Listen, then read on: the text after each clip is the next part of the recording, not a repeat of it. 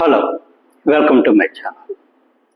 ఈరోజు ఈ వీడియోలో పీది సుబ్రహ్మణ్యం అనే ఒక దళిత డ్రైవర్ని వైఎస్ఆర్సీపీ ఎమ్మెల్సీ అనంతబాబు చంపేసి వాళ్ళ ఇంటికే డోర్ డెలివరీ చేశారని చెప్పి ఆయన మీద కేసు నమోదవడం జరిగింది. దీని మీద ఆయన బెయిల్తో ప్రస్తుతం బయట ఉన్నారు. కానీ ప్రస్తుతం కూటమి ప్రభుత్వం అధికారంలోకి వచ్చిన తర్వాత దీని మీద సిట్ను వేసి దీని మీద పూర్తి స్థాయిలో దర్యాప్తు చేశారు. దీనికి సంబంధించి ఈ మధ్య జరిగిన కొన్ని సంఘటనల్ని ఈ వీడియోలో మనం తెలుసుకుందాం. ఇంతవరకు ఈ ఛానల్ సబ్స్క్రైబ్ చేసుకోకపోతే ప్లీజ్ ఈ ఛానల్ సబ్స్క్రైబ్ చేసుకోండి. ఈ ఛానల్ అభివృద్ధికి మీ వంతు సహకారం అందిస్తారని ఆశిస్తున్నాం. ఇక్కడ వీధి సుబ్రహ్మణ్యం హత్య విషయంలోని ఒక నలుగురు వ్యక్తులు, ఈ నలుగురు ఇచ్చిన సాక్ష్యమే ఈ కేసుకి ప్రధానంగా ముడిపడి ఉంది. దీనితో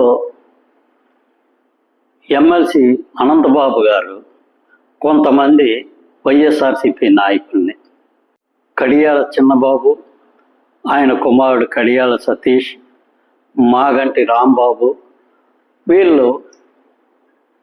వీళ్ళని పురమాయించి ఈ సాక్షుల్ని బెదిరించమని, అవసరమైతే కొంత డబ్బు ఆశ చూపించి వాళ్ళు కోర్టులో అనంతబాబుకి అనుకూలంగా సాక్ష్యం ఇచ్చేటట్టుగా చెయ్యాలని వీళ్ళ ముగ్గురిని అనంతబాబు గారు పురమాయించారని చెప్పి వార్తలు రావడం జరిగింది. ఈ వార్తలు అనేవి ఈ వీధి సుబ్రహ్మణ్యం సోదరుడైనటువంటి వీధి నవీన్ పోలీసులకి తెలియజేశారు. పోలీసులు దీని మీద ఇంటర్నల్గా విచారణ ప్రారంభించి ఈ నలుగురు సాక్షులు ఎక్కడ ఉన్నారో అక్కడ వెళ్ళి వాళ్ళని పట్టుకొని అసలు ఏం జరిగిందో వాళ్ళని విచారించిన తర్వాత పూర్తి స్థాయిలో అన్ని విషయాలు బయటకు రావడం జరిగింది. ఇక్కడ ఈ నలుగురు వ్యక్తులు కాకినాడ దగ్గరలోనే ఒక అపార్ట్మెంట్లోని బంధించి వాళ్ళకి ఈ అనంతబాబు గారికి ఆయన భార్యకి అనుకూలంగా కోర్టులో సాక్ష్యం చెబితే వాళ్ళకి ఒక్కొక్కరికి 3 లక్షల రూపాయలు ఇస్తామని అడ్వాన్స్గా 1 లక్ష రూపాయలు వాళ్ళకి ఇచ్చి మిగతా డబ్బు కోర్టులో అభియోగం నమోదైన తర్వాత ఇస్తామని చెప్పి వాళ్ళ చేతిలో పెట్టారని, ఒకవేళ కోర్టులో ఆ విధంగా సాక్ష్యం చెప్పకపోతే వాళ్ళందరినీ చంపేస్తామని బెదిరించారని చెప్పి ఈ నలుగురు సాక్షులు పోలీసులకి తెలియచేయడం జరిగింది. వాళ్ళకి ఇచ్చిన డబ్బును కూడా పోలీసులకి వాళ్ళు హ్యాండ్ ఓవర్ చేయడం జరిగింది. దీనితో ఈ అనంతబాబు గారి మీద ఆల్రెడీ ప్రస్తుతం బెయిల్ మీద ఉన్నారు. కానీ సాక్షుల్ని బెదిరించి భయపెట్టి లంచం ఇచ్చి తనకు అనుకూలంగా సాక్ష్యం చెప్పేటట్టు చేసుకోవడానికి ప్రయత్నించారు కాబట్టి ఆయన మీద ఉన్న బెయిల్ని రద్దు చేసే అవకాశం కూడా ఉంది.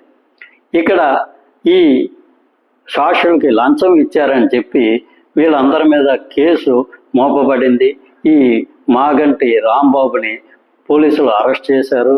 ఈ మాగంటి రాంబాబు ఇచ్చిన వాంగ్మూలం ఆధారంగా ఈ అనంతబాబు గారిని అరెస్ట్ చేయడానికి ఆయన ఉన్న గృహానికి వెళితే అప్పటికే ఆయన కారుని అన్నిటినీ వదిలేసి ఒక బైక్ మీద తప్పించుకొని పారిపోయారని చెప్పి మనకు సమాచారం వస్తుంది.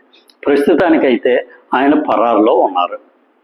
ఇక్కడ ఆయన మీద ఒక హత్యా నేరం మోపబడిన తర్వాత ఈ హత్యకు సంబంధించిన నలుగురు సాక్షుల్ని ఆయన బెదిరించడం వల్ల ఈ కేసు మరింత జటిలమయ్యే అవకాశం ఉందో తప్ప ఆయనకి దీని మీద ఎక్కడ ఉపశమనం కలిగే అవకాశం లేదు. ఈ కేసుకు సంబంధించి ఇంతకు ముందే ఈ నలుగురు సాక్షులు ఈ సిట్ అధికారుల మీద వాళ్ళ వాంగ్మూలం అంతా ఇచ్చివేయడం జరిగింది. ప్రస్తుతం ఈ కేసు విచారణ అనేది తుది దశకు చేరుకుంది. ఈ నెల 23, 24లోని ఈ సాక్షుల వాంగ్మూలాన్ని మరొకసారి కోర్టులోని నమోదు చేసే అవకాశం ఉంది.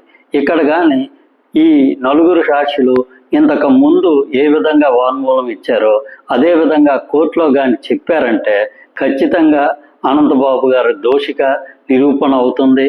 అలా జరిగిందంటే అనంతబాబుతో పాటు ఆయన భార్యకు కూడా శిక్ష పడే అవకాశం ఎక్కువగా ఉంది.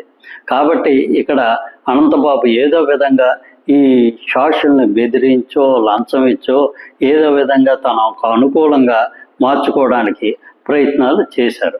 కాకపోతే ఈ ప్రయత్నాలు బెడిసి కొట్టి పోలీసులు రంగంలో దిగి అసలు విషయాన్ని తెలుసుకొని ఈ బెదిరించిన వ్యక్తుల మీద కేసులు పెట్టి వాళ్ళలో ఈ మాగంటి రాంబాబు అనే వ్యక్తిని అరెస్ట్ చేయడం కూడా జరిగింది.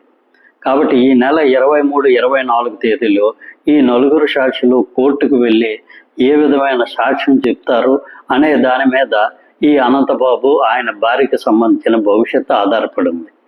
ఈ నలుగురు సాక్షులు నిజంగా ఆయన చంపేస్తాడేమో అని చెప్పి భయపడి ఏమైనా కోర్టులో వేరేగా వాన్మూలం ఇస్తారా, లేదంటే ఇంతకు ముందు ఇచ్చిన వాన్మూలం మీదే వాళ్ళు నిలబడి ఉంటారా అనేది మనకు 2-3 రోజుల్లో తెలిసే అవకాశం ఉంది. Thank you. ఈ వీడియో నచ్చినట్లయితే ఈ ఛానల్ సబ్స్క్రైబ్ చేసుకోండి. Thank you very much.